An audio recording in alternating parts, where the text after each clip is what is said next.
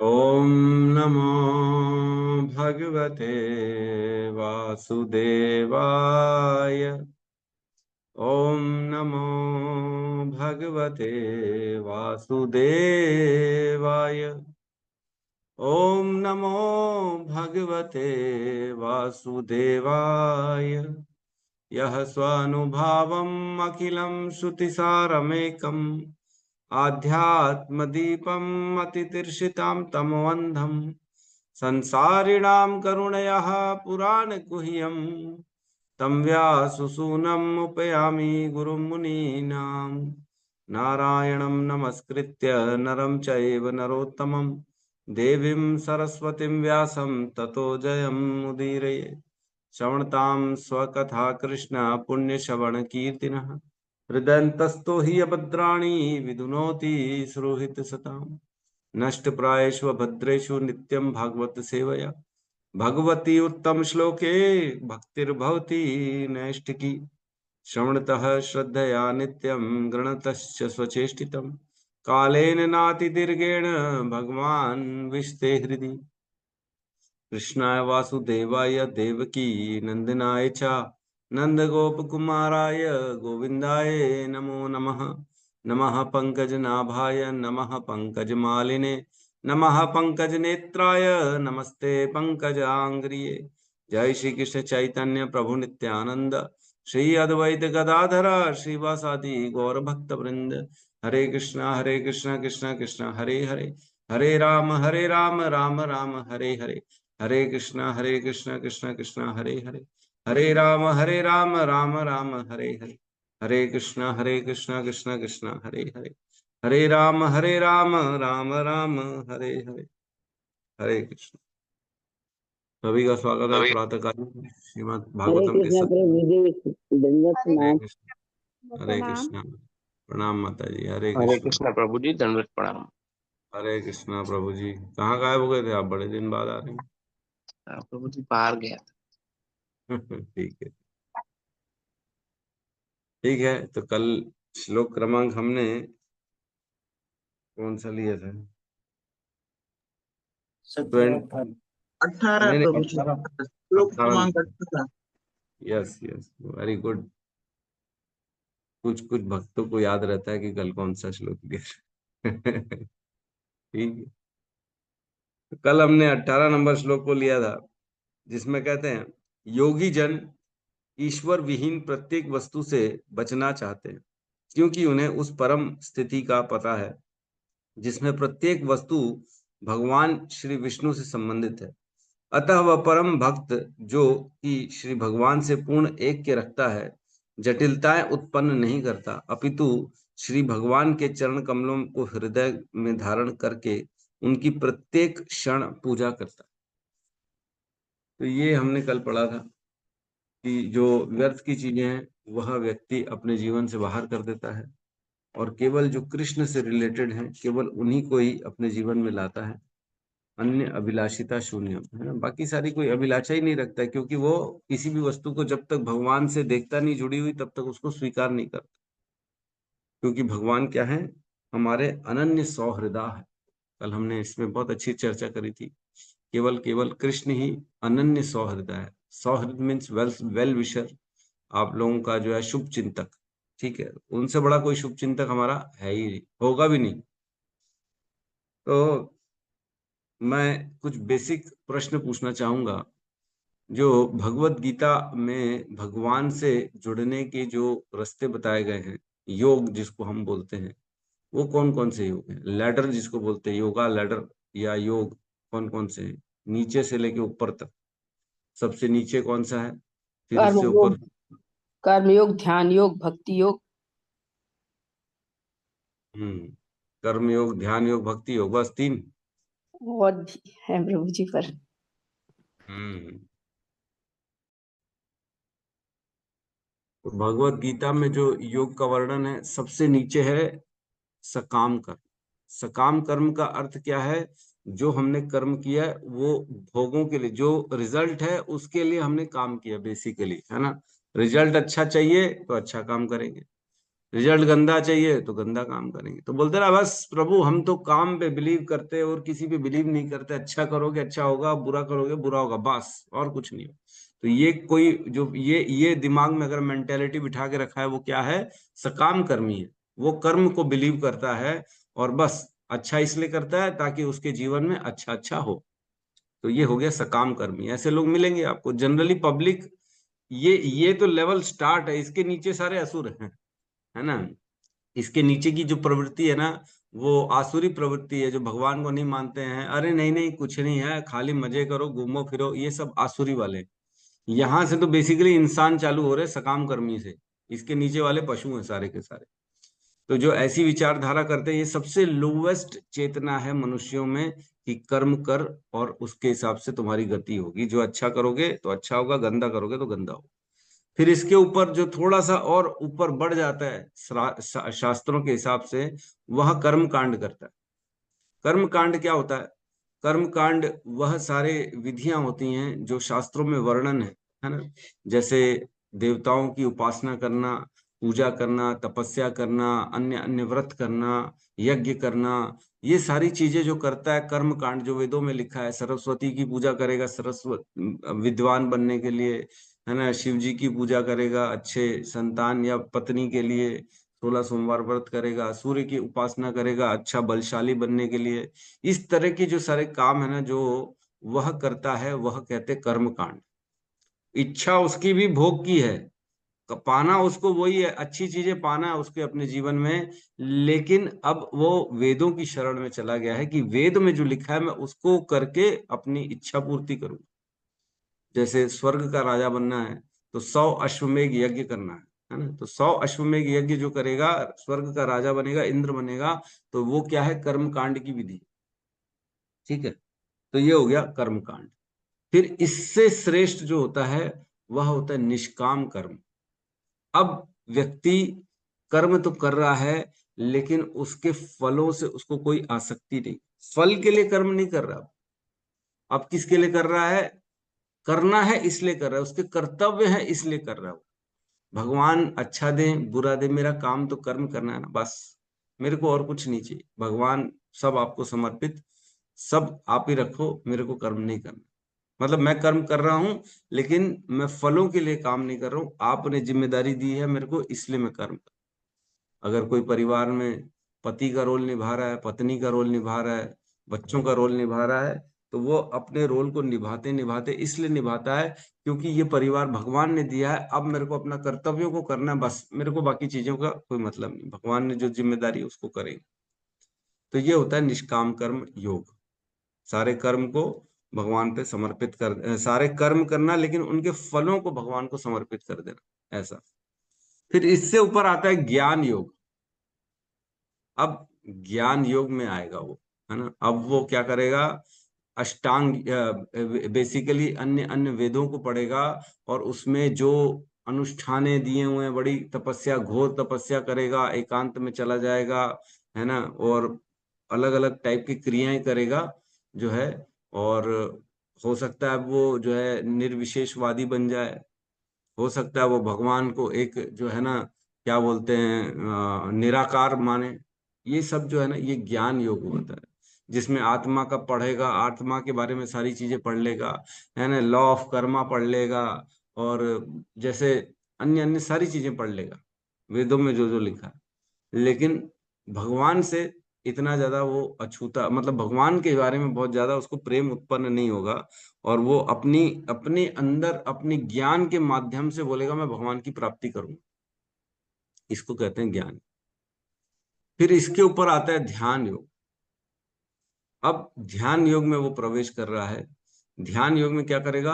अब जो है वो घर बन संसार छोड़ के एकांत में जाएगा, हिमालय में चले जाएगा, और एकांत में रह के अपने हृदय में अंदर परमात्मा का चिंतन करेगा।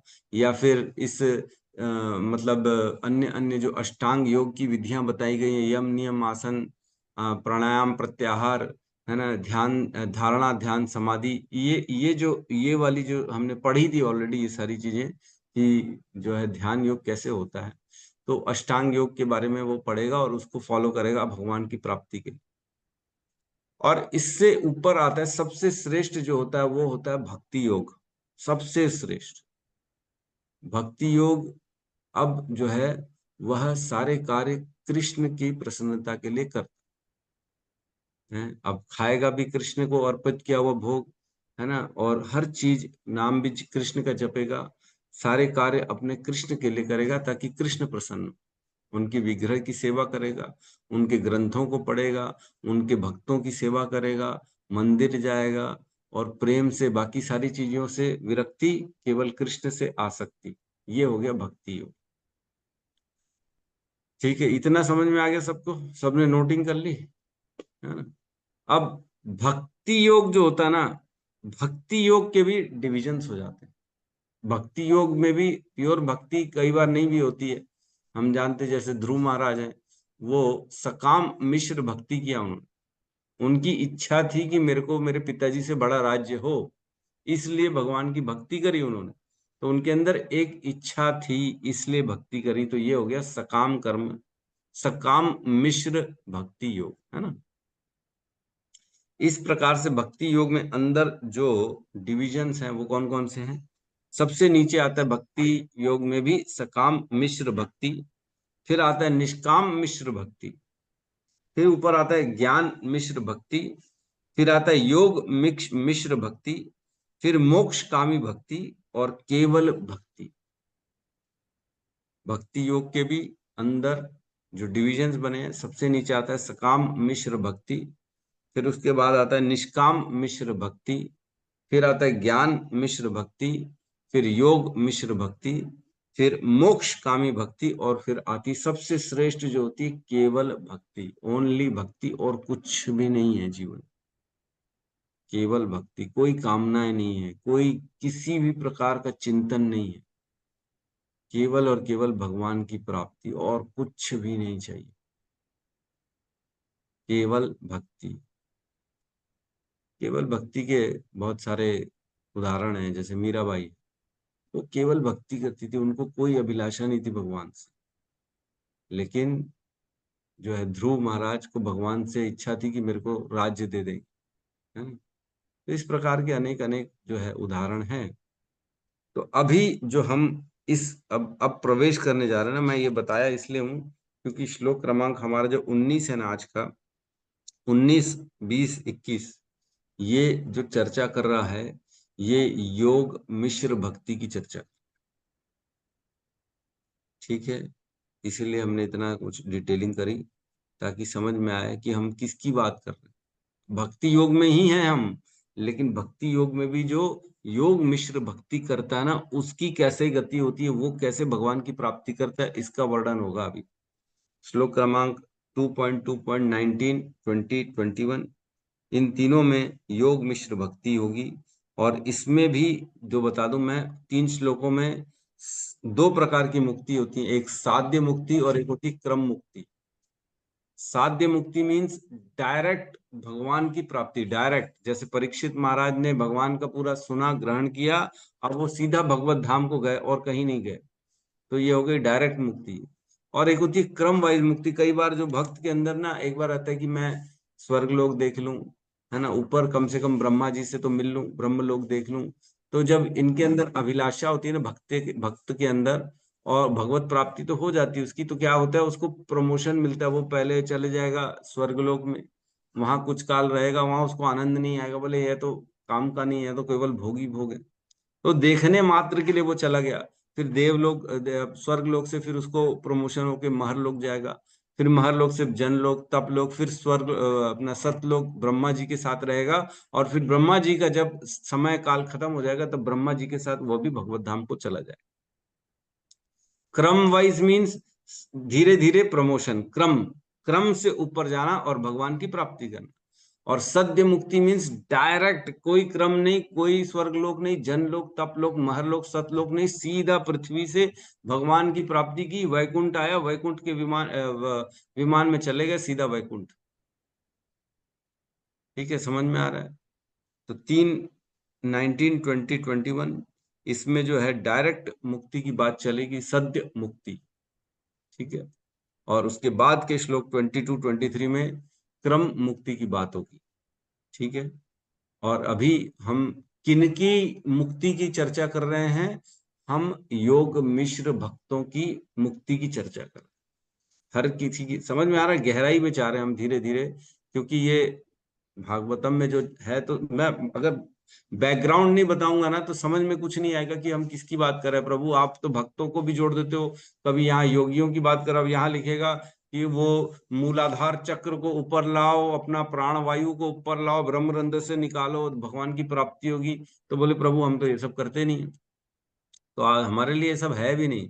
ये ये योगियों के लिए है, जो योग मिश्र भक्ति कर रहे हैं, जो भगवान की प्राप्ति तो करना चाहते हैं, लेकिन वो अपने दम पे करना चाहते हैं, और वो अपने प्राणों को एकदम कठोरता से, इंद्रियों को निग्रह करके, पूरे संसार से अपने इंद्रियों को काट के, पूरी तरह से केवल और केवल भगवान में अपने चित्त को लगा के, फिर धीरे धीरे प्राण वायु को ऊपर करके यहाँ ब्रह्मरंध्र में लाके यहाँ से निकालते हैं, तब भगवान की उनकी प्राप्ति होती है।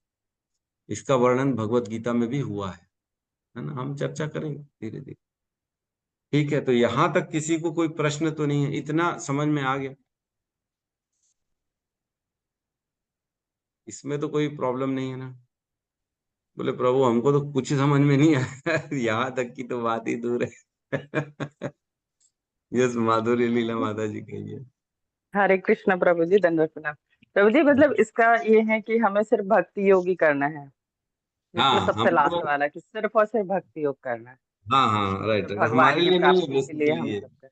हाँ हाँ, जी ये वर्णन जरूर है भागवतम में, हम बता भी रहे हैं, सुनना भी जरूरी है, क्योंकि पता रहेगी कि कितने रास्ते हैं। लेकिन ये हमारे लिए नहीं है, हमको ये रास्ता फॉलो नहीं करना, बस ये जानकारी के लिए।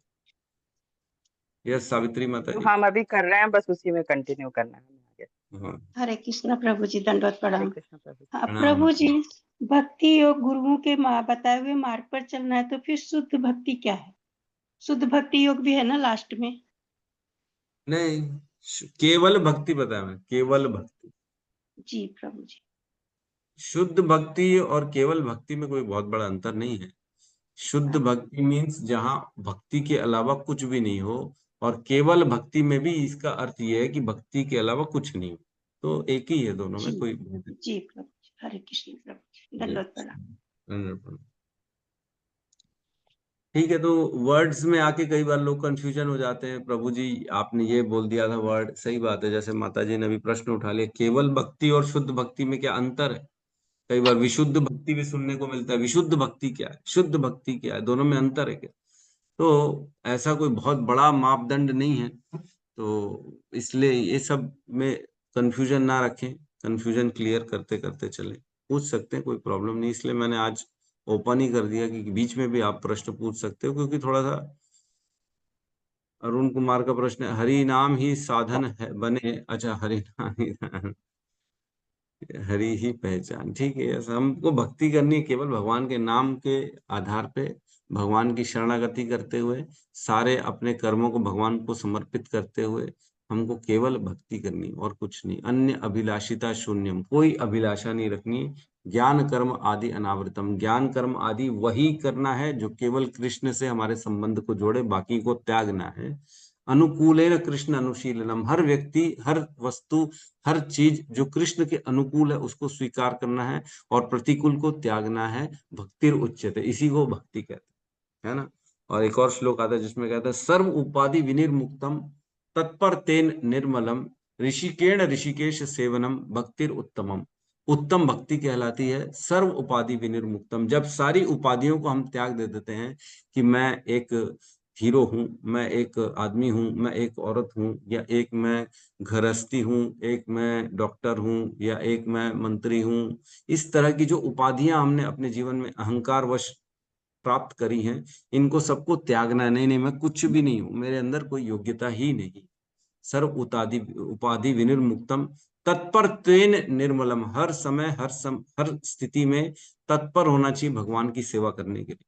जो भी ऐसी सेवाएं जिससे भगवान प्रसन्न हो, वो सारी सेवाएं करने के लिए तत्पर होना चाहिए। तत्पर तेन निर्मलम ऋषिकेण ऋषिकेश सेवनम, अपनी इंद्रियों को केवल और केवल भगवान की सेवा में लगाना है।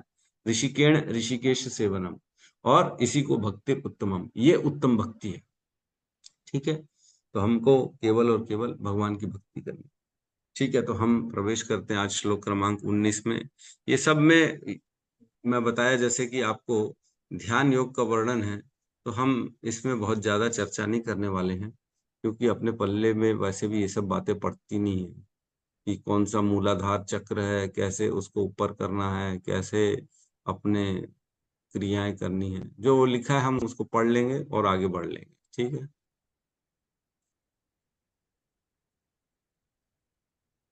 क्लियर है? जी प्रभु जी। जी प्रभु जी। श्लोक क्रमांक 19, अध्याय 2, स्कंद 2, हृदय में श्री भगवान। इत्थं मुनिस्तदुपरे मेद व्यवस्थितो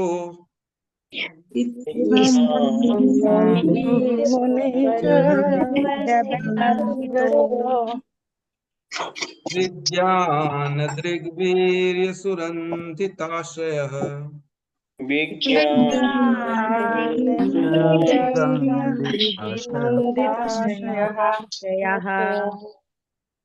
स्वपार्ष्णीनां पीड्य गुदं ततो नीलम्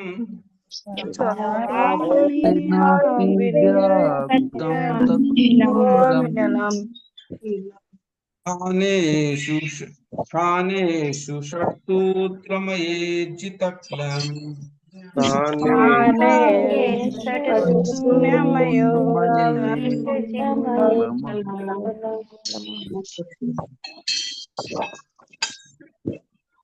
इत्थं मुनिस्तु परमेद व्यवस्थितो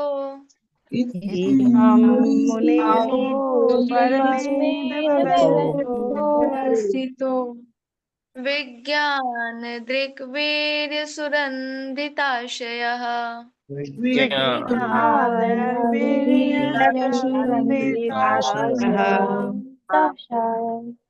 स्वपार्ष्णेनापीड्य गुदं ततो अनिलम्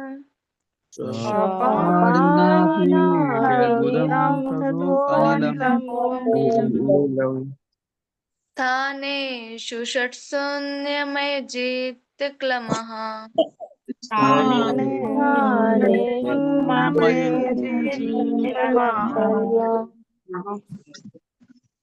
इत्था मुनिस्तु परमेद व्यवस्थितो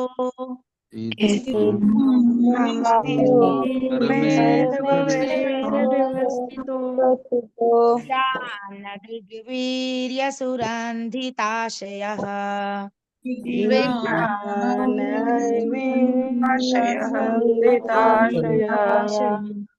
स्वपार्ष्णीनापीड्य गुदं ततो अनिलम्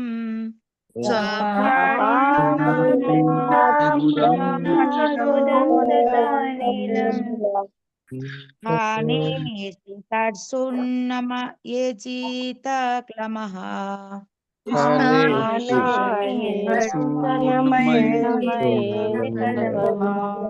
हरे कृष्ण। अनुवाद। वैज्ञानिक विज्ञान के बल पर मनुष्य को परम अनुभूति में पूर्ण रूप से स्थिर हो जाना चाहिए और इस तरह समस्त भौतिक इच्छाओं का शमन करने में समर्थ हो जाना चाहिए। इसके पश्चात मनुष्य को वायु द्वार गुदा को पांव की एड़ी से बंद करके तथा प्राण वायु को एक एक करके क्रमशः 6 प्रमुख स्थानों चक्रों में एक एक करके ऊपर ले जाना चाहिए और तब भौतिक शरीर का त्याग कर देना चाहिए। ओम ज्ञानतिमिरन्धस्य ज्ञानाञ्जनशलाकया चक्षुरुन्मीलितं येन तस्मै श्री गुरुवे नमः। श्री चैतन्य मनोभीष्टं स्थापितं येन भूतले स्वयं रूपः कदा मह्यं ददाति स्वपदान्तिकम्। वन्देऽहं श्रीगुरु श्रीयुतपदकमलं श्रीगुरून् वैष्णवांश्च श्रीरूपं सागरजातं सहगण रघुनाथान्वितं तं सजीवं साद्वैतं सावधूतं परिजनसहितं कृष्ण चैतन्य देवं श्री राधा कृष्ण पादान् सहगण ललिता श्री विशाखान्वितांश्च। हे कृष्ण करुणा सिंधु दीन बंधु जगतपते गोपेश गोपिका कांता राधा कांत नमस्तुते। तप्त कांचन गौरांगी राधे वृंदावनेश्वरी वृषभानु सुते देवी प्रणमामि हरिप्रिये। वाञ्छाकल्पतरोभश्च कृपा सिन्धुभ्य एव च पतितानां पावनेभ्यो वैष्णवेभ्यो नमो नमः। नमो विष्णुपादाय कृष्णपृष्ठाय भूतले श्रीमते भक्ति वेदांत स्वामीति नामिने नमस्ते सरस्वती देवे गौरवाणी प्रचारिणे निर्विशेष शून्यवादी पाश्चात्य देशतारिणे। जय श्री कृष्ण चैतन्य प्रभु नित्यानंद श्री अद्वैत गदाधर श्रीवासादि गौर भक्त वृंद। हरे कृष्ण कृष्ण कृष्ण हरे हरे हरे राम राम राम हरे हरे। हरे कृष्णा। गौतम प्रभु वो फोटो तो शेयर कर दो जो 7-8 चक्र वाला मैंने कल डाला था ग्रुप में। तो यहाँ लिखा है वैज्ञानिक ज्ञान के बल पर मनुष्य को परम अनुभूति में पूर्ण रूप से स्थिर हो जाना चाहिए। परम अनुभूति में पूर्ण रूप से स्थिर होना चाहिए मीन्स अब उसको कुछ चाहिए नहीं संसार से। लब्धोप शांति हमने पढ़ा था कल, लब्धोप शांति। अब उसके अंदर पूर्ण शांति आ चुकी है। जब उसको संसार से वैराग्य ले लिया उसने, संसारी वस्तुओं में कोई उसकी रुचि नहीं है, पूर्ण रूप से अपने अंतः में ही वह शांति प्राप्त कर चुका है। ऐसी अवस्था में जब व्यक्ति है वैज्ञानिक ज्ञान के बल पर, तो यहाँ पे लिखा है सेकंड लाइन में विज्ञान दृग्वीर्य सुरंधिताश्रय। विज्ञान मीन्स शास्त्र द्वारा जो वर्णित ज्ञान है उस ज्ञान की बात चल रही। एक होता है ज्ञान और एक होता है विज्ञान। दोनों में क्या अंतर है, कौन बताएगा? ज्ञान और विज्ञान में क्या अंतर है?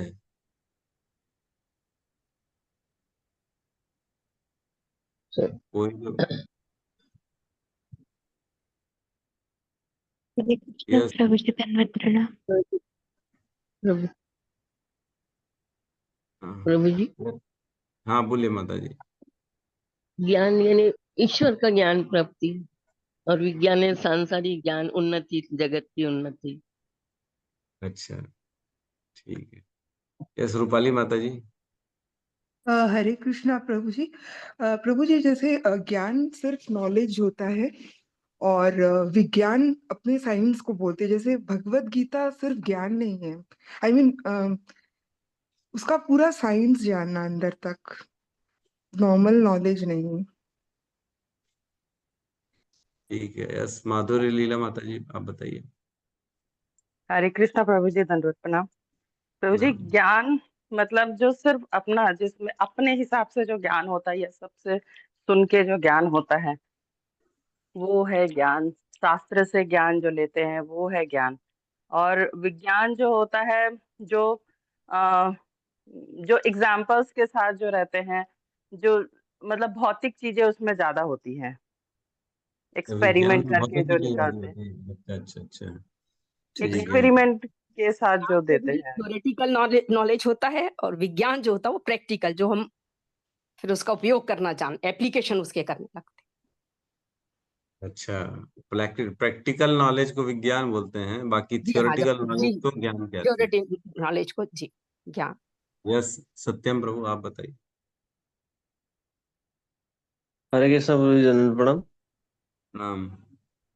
हाँ प्रभु जी, मुझे ये लगता है कि ज्ञान का मतलब हो गया जैसे आध्यात्मिक ज्ञान, जो आत्मा परमात्मा के बारे में मतलब उसके बारे में स्टडी करते हैं। और भौतिक ज्ञान का वो सॉरी विज्ञान का मतलब होता है कि भौतिक ज्ञान, जैसे मतलब हाँ भौतिक ज्ञान और उसके प्रिंसिपल को जो हम लोग करते हैं। अच्छा, और कौन बताना चाहेगा? माता जी बीच में कोई बोल रही थी, ज्योति माता जी शायद बोल रही थी। माता जी।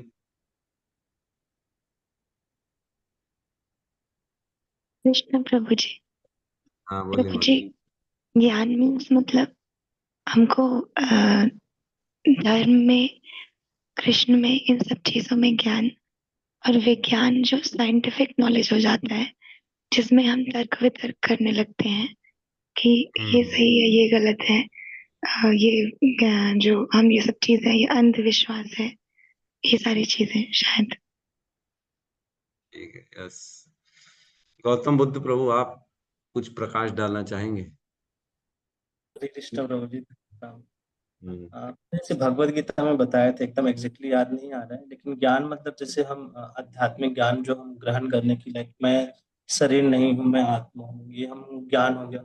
अब उस चीज को हम जीवन में अप्लाई करते हैं कि हाँ वो मान रहे हैं उस चीज को, कि हाँ प्रैक्टिकल, जैसे माता जी ने कहा, वो विज्ञान होगा प्रभु जी।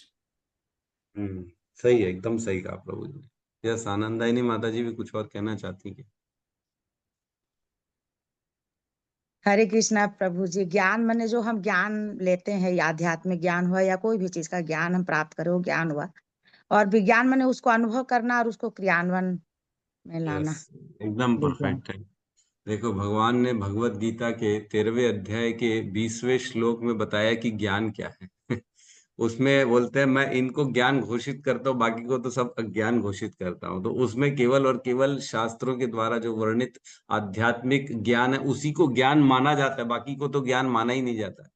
बाकी जो हम पढ़ रहे हैं, फिजिक्स, केमिस्ट्री और जो अन्य अन्य एक्सपेरिमेंट चल रहे हैं, रिसर्च चल रहा है, दवाई बना रहे हैं, है ना, और क्वांटम फिजिक्स चल रहा है, और बाकी अंतरिक्ष की स्टडी चल रही है, इधर की स्टडी चल रही है ना, बड़ी बड़ी मशीनें बनाई जा रही हैं, प्रोपल्शन चल रहा है, ईंधन का यूज कैसे होगा, सोलर पावर कैसे लगाना है, ये कैसे, ये कोई ज्ञान है ही नहीं। भगवत गीता इसको अज्ञान घोषित करता है। This is not at all knowledge. Knowledge ही नहीं है, ये जीरो है। तो ज्ञान घोषित करते भगवान। जो शरीर, जो 5 जो हम पढ़ते भगवत गीता में जो टॉपिक्स हैं, वो है ईश्वर, काल, कर्म, प्रकृति, और 5वां क्या है? जीव। जीव है ना, जीवात्मा, ईश्वर, काल, कर्म और प्रकृति। ये 5 चीजों के बारे में जो नॉलेज है, जिसको हम शास्त्रों से अर्जित करते, इसको कहते हैं ज्ञान, है ना। अब ज्ञान को अर्जित कर तो लिया हमने, सुन तो लिया कि मैं शरीर नहीं हूं, मैं आत्मा, है ना, सुन तो लिया कि भगवान की प्राप्ति कैसे होती है, साधन क्या है, किस प्रकार हम अपने कर्मों को जला सकते हैं, ना। जैसे एक श्लोक आता है भगवत गीता में जिसमें कहते हैं, यथा एधांसी समुद्धो अग्नि भस्मसात कुरुते अर्जुन, ज्ञान अग्नि सर्व कर्माणि भस्मसात कुरुते तथा। मीन्स जैसे सूखी हुई लकड़ी को अग्नि जलाकर राख बना देती है, उसी प्रकार भगवान के ज्ञान, भगवत गीता के ज्ञान के द्वारा हम अपने कर्मों को जलाकर राख कर सकते हैं। कर्म जो हमने किए हैं, जिनके फलों को भोगना पेंडिंग है अभी, उन फलों को जो हमारे पाप रूपी हमारे प्रारब्ध में रखे हुए हैं, उनको हम ऐसा माचिस की तीली लगाकर उनको जलाकर खत्म कर सकते। नहीं खत्म करेंगे तो क्या होगा, उसको भोगना पड़ेगा अपने शरीर के द्वारा, और हमको उसमें दुख झेलना पड़ेगा, बीमारी आएंगी, कष्ट आएंगी, है ना, अंग भंग होंगे, हड्डी टूटेगी, गालियां मिलेंगी बाजार से, जो भी है इस तरह के पाप को कैसे सहते हैं हम। जो पाप किया है, जो भी हमने विगत कर्म किए हैं, उसके 2 रिजल्ट निकलते हैं, या तो पुण्य या तो पाप। पुण्य होगा तो सुख मिलेगा, पाप होगा तो दुख मिलेगा।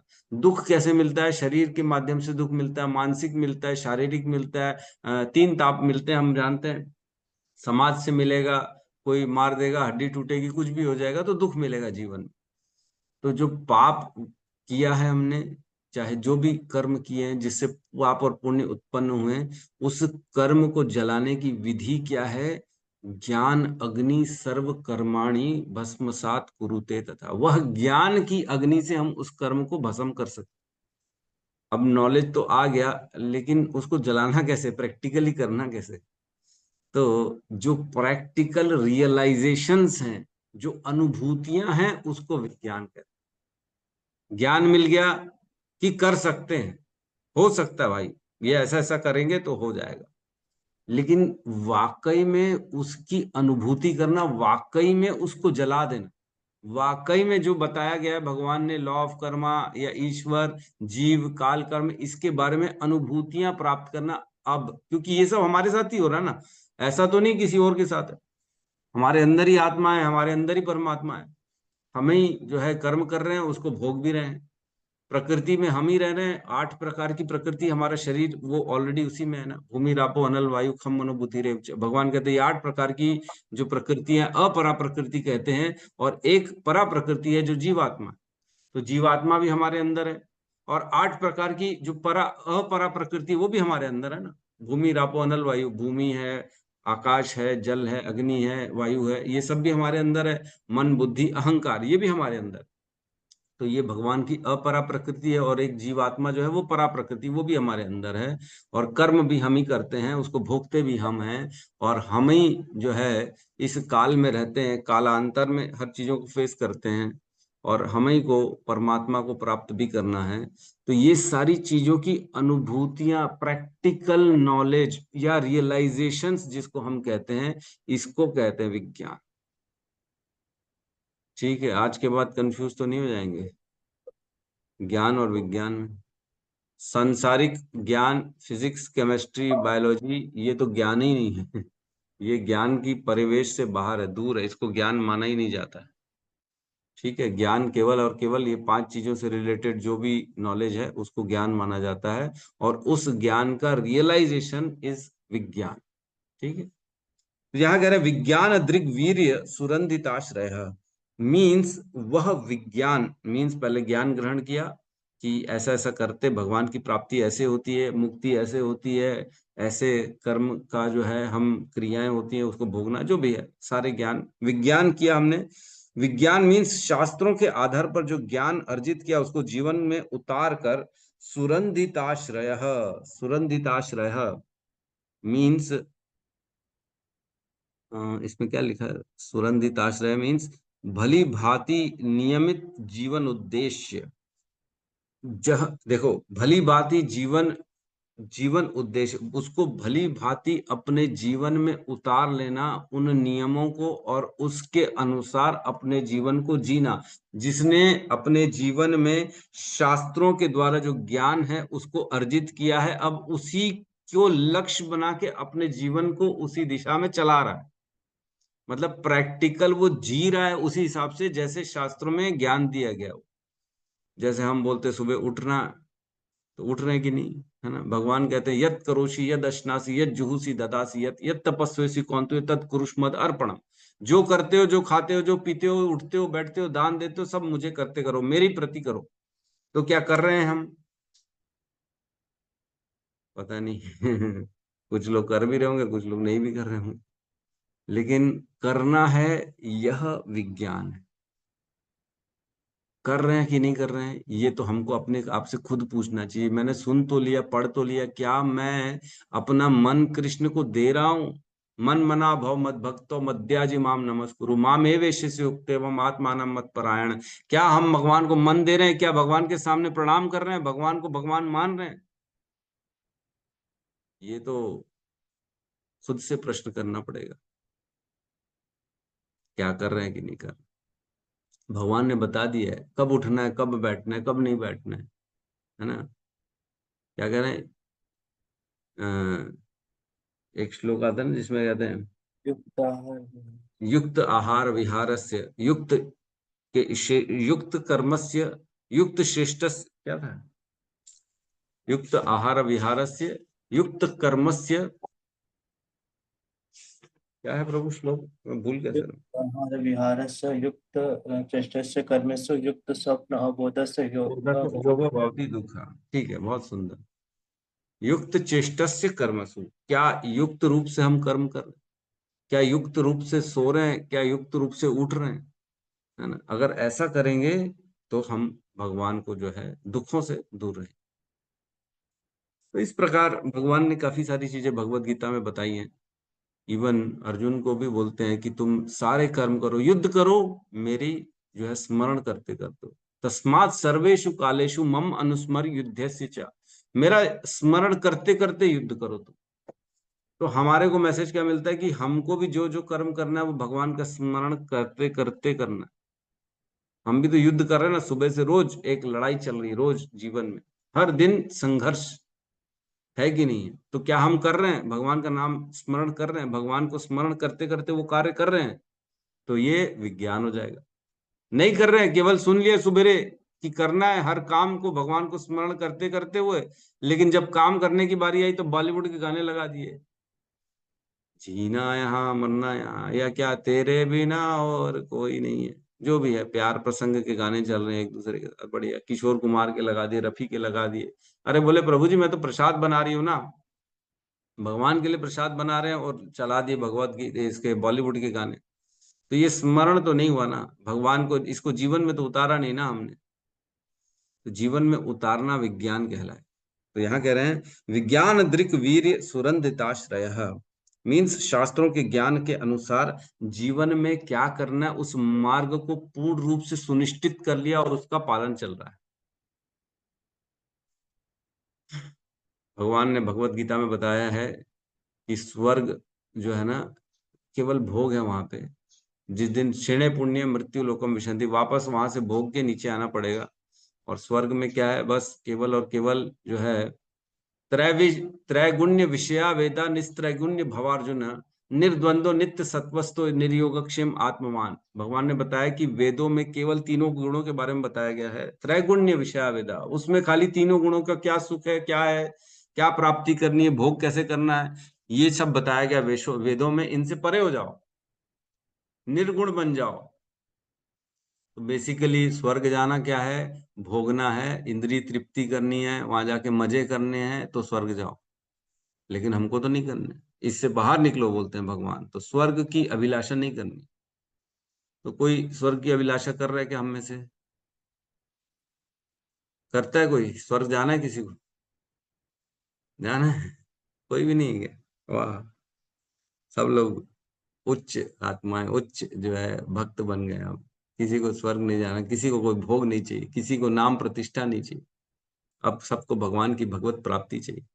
तो बेसिकली शास्त्रों के आधार से जिसने अपने जीवन में निश्चित कर लिया कि मुझे करना क्या, मेरे को भोगों में मैं नहीं फंसना है, स्वर्ग में सुख नहीं है, भोगों में सुख नहीं है, इंद्रिय तृप्ति में सुख नहीं है। जीवन का उद्देश्य भगवान का नाम जप करते करते भगवान की प्राप्ति करनी, अपने चित्त को शुद्ध करके भगवान तक पहुंचना, ये उद्देश्य। ठीक है, तो खैर हम श्लोक का जो विषय है उसमें आते हैं। पूरा ऐसे ही निकल जाएगा, नहीं तो पूरा समय है ये। आप बोलेंगे प्रभु आप तो बोल रहे थे योग मिश्र भक्ति की बात चल रही है। देखो इस जो है ना, अभी यहाँ से 3 श्लोकों में जो वर्णन आएगा वह हम चर्चा कर रहे हैं।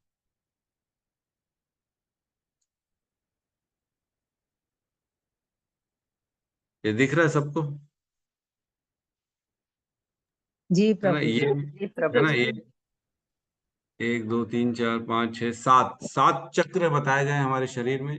सबसे नीचे होता है मूलाधार चक्र, फिर स्वादिष्ठान चक्र, फिर होता है मणिपुर चक्र, फिर अनाहत चक्र, फिर होती विशुद्धि चक्र, आज्ञा चक्र और सहस्त्रार चक्र। ठीक है, इस प्रकार जो ऊपर सहस्त्रार चक्र है ये ब्रह्मरंध्र है, और यहाँ से फिर सीधा आत्मा निकलती है भगवत धाम को।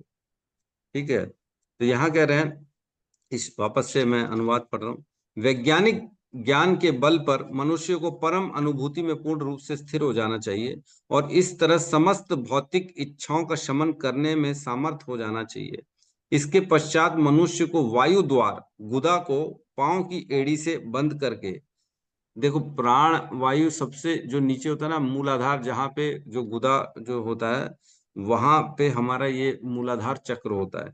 तो वहां से प्राणों को एक एक करके लिखा, देखो पांव की एड़ी से बंद करके तथा प्राण वायु को एक एक करके क्रमशः 6 प्रमुख स्थानों में चक्रों में एक एक करके ऊपर ले जाना चाहिए और तब भौतिक शरीर का त्याग कर देना चाहिए। मतलब जो प्राण है नीचे से आदमी ऊपर खींच खींच के लाएगा, मूलाधार चक्र से स्वादिष्ठान चक्र, फिर मणिपुर चक्र, फिर अनाहत चक्र, विशुद्धि चक्र, आज्ञा चक्र, फिर ऊपर सहस्त्रार चक्र ला के यहाँ से फिर उसको प्राण त्यागने, फिर निकालना है उसको ब्रह्मरंध्र से। ठीक है, तो इस प्रकार जो है व्यक्ति मीन्स जो योगी है ना, उनको ये काम करना है बेसिकली। जो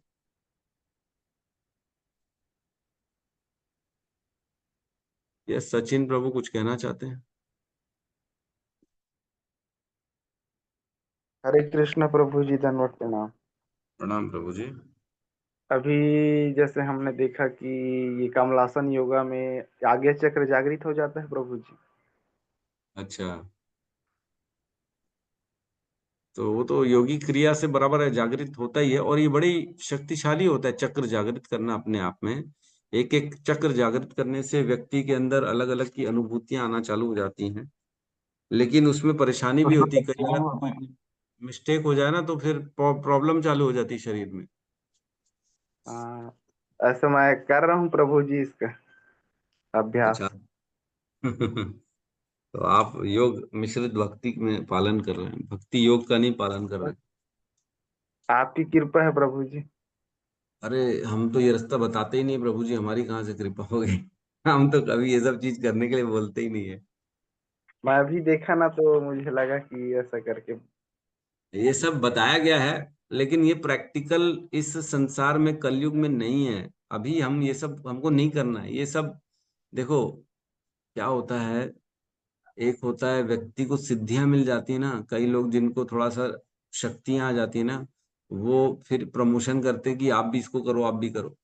तो लेकिन ये सब भटकने के रास्ते हैं, ये इसमें से भगवत प्राप्ति बहुत मुश्किल है, बहुत मुश्किल है। ये जो मूलाधार चक्र, ये प्राणवायु को ऊपर खींचना खींचना, कुंडलिनी, इसको बेसिकली कुंडलिनी जागृति कहते हैं ना, राइट? मैं गलत तो नहीं बोल रहा हूँ?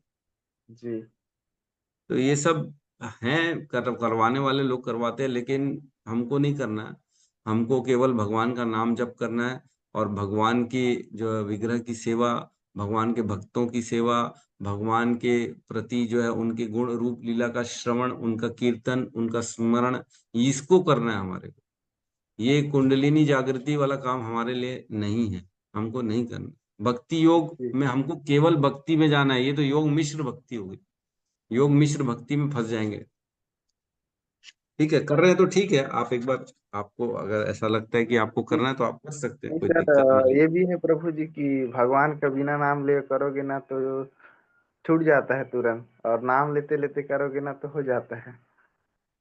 हाँ, ये देखो क्या है, योग मिश्र भक्ति, इसको मिश्र इसीलिए कहते हैं क्योंकि इसमें भगवान का नाम है। जी। योग मिश्र, अदरवाइज केवल ये योग हो जाएगा, ये भगवान भक्ति तो होगी ही नहीं अगर भगवान का नाम ही नहीं लेंगे ना। केवल बस मेरे को अपने शरीर को करना है तंदुरुस्त, मेरे को शक्तियां चाहिए इसलिए करना है, तो ये केवल योग हो जाएगा, और ये भक्ति तो होगी ही नहीं। लेकिन जब इसमें भगवान का स्मरण है तो फिर भी ये भक्ति है, फिर भी बेटर है, उससे तो बेटर है। लेकिन ये सब प्रैक्टिकल नहीं है, ये बड़ा तकलीफदायक काम है।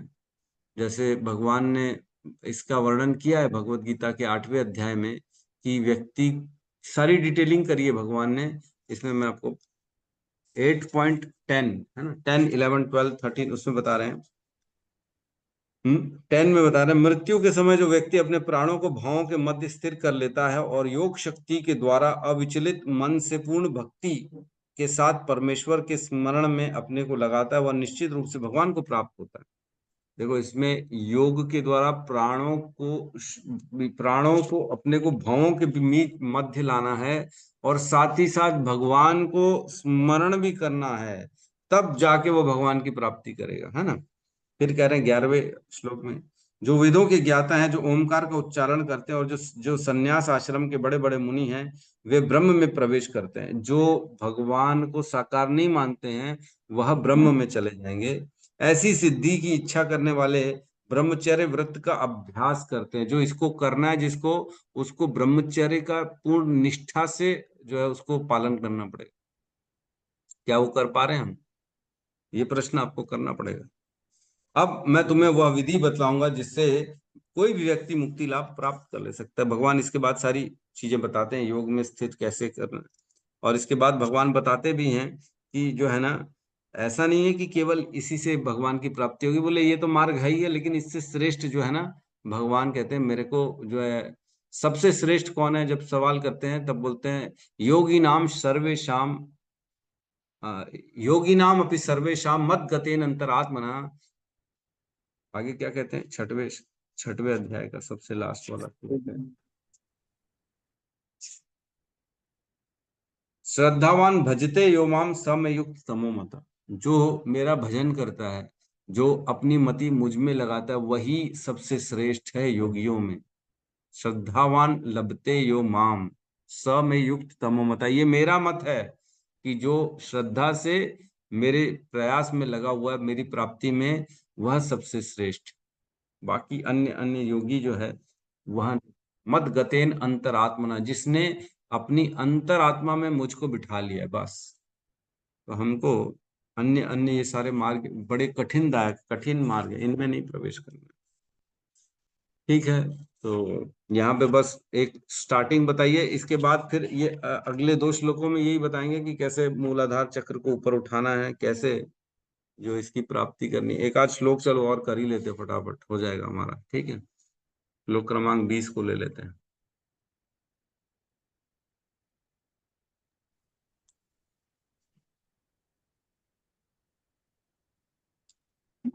श्लोक क्रमांक 20 क्लियर है, दिख रहा है सबको? जी प्रभु जी। जी प्रभु। नाभयां स्थितं हृदय धीरोप्य तस्मात्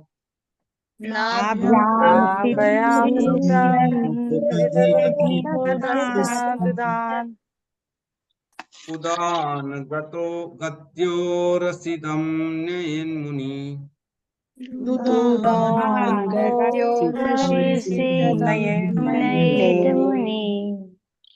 ततो अनुसन्धाय धिया मनस्वी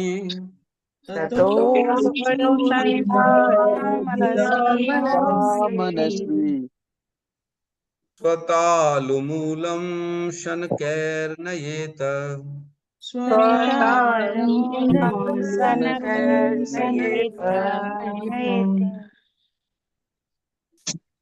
नाभ्यां स्थितं हृदयाधिरोप्य तस्मात्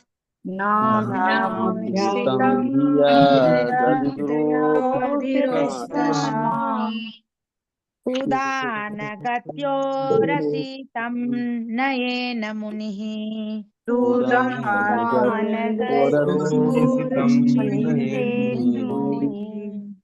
ततो अनुसन्धाय धिया मनस्वी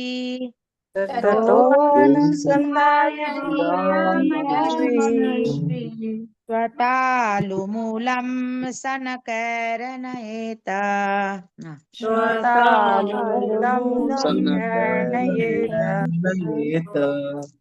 नाभ्यां स्थितं हृदयाधिरोप्य तस्मात्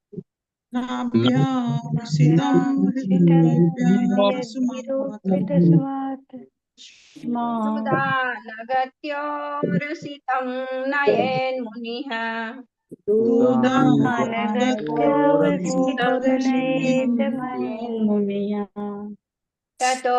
ततोऽनुसन्धाय धिया मनस्वी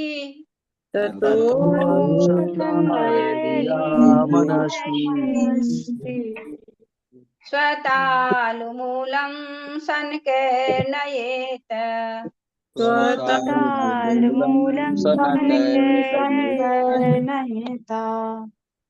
अनुवाद। ध्यान मग्न भक्त को चाहिए कि वह प्राण वायु को धीरे धीरे नाभि से हृदय में, हृदय से छाती में और वहां से तालु के नीचे भाग तक ले जाए। उसे बुद्धि से समुचित स्थानों को ढूंढ निकालना चाहिए। तो जैसे हमने अभी चक्रों की बात करी, तो पिछले श्लोक में मूलाधार चक्र से एक स्टेज ऊपर तक लाए थे। अब यहाँ कह रहे हैं कि वहां से प्राणवायु को नाभि, धीरे धीरे नाभि से हृदय में लाना चाहिए, एक एक चक्र ऊपर बढ़ाना है बेसिकली। अभी उसको तालु मीन्स जो मुख अपना माउथ होता है उसके आसपास जो चक्र होता है ना, वहां तक लाना चाहिए। तो मणिपुर चक्र, स्वादिष्ठान चक्र, इस प्रकार के अलग अलग मैंने अभी फोटो दिखाए थे, मैंने ग्रुप में भी शेयर कर दिया है हमारे श्रीमद् भागवतम के ग्रुप में। आप उसमें से देख सकते हैं कौन कौन सा चक्र धीरे धीरे ऊपर लाना है। तो जो ये क्रिया करते हैं ये उनके लिए, ये हमारे लिए नहीं है, हमको नहीं करना। हमको क्या करना है? केवल भगवान का नाम का जप करना है। हरे कृष्णा कृष्णा कृष्णा हरे हरे, हरे राम राम राम हरे। हमें केवल और केवल इसका उच्चारण करना है। 16 माला करें, उससे ज्यादा करें, कम ना करें, लेकिन हमें यही करना है और कुछ नहीं करना है। तो ठीक है, तो हम इसमें और बहुत ज्यादा मैं इसमें डिस्कशन नहीं करूंगा। कल एक और श्लोक है 21 नंबर, उसको भी लेंगे, और फिर भगवत गीता में 8, 9, 10, 11, 12, 8.10, 11, 12 इस पे थोड़ी सी चर्चा करेंगे अगर समय मिलेगा तो कल। अच्छा, कल तो हम छुट्टी ले रहे हैं, हरि बोल। तो एक से हरे हरे हरे कृष्णा कृष्णा हरे कृष्णा हरे कृष्णा हरे कृष्णा कृष्णा हरे हरे हरे राम हरे राम राम राम हरे हरे हरे हरे समस्त भक्त वृंद की जय जय हरे जगत कृष्णा गुरु प्रभु जी दंडोत प्रणाम प्रभुपाद की जय जय जय गौर प्रेमानंदे हरि हरि बोल हरि बोल हरे कृष्णा प्रभु जी हरे कृष्णा प्रभु जी दंड प्रणाम। दंडोत हरे कृष्णा प्रभु जी दंडोत प्रणाम बहुत बहुत धन्यवाद प्रभु जी प्रभु जी को धन्यवाद। हरे हरे कृष्ण हरे कृष्णा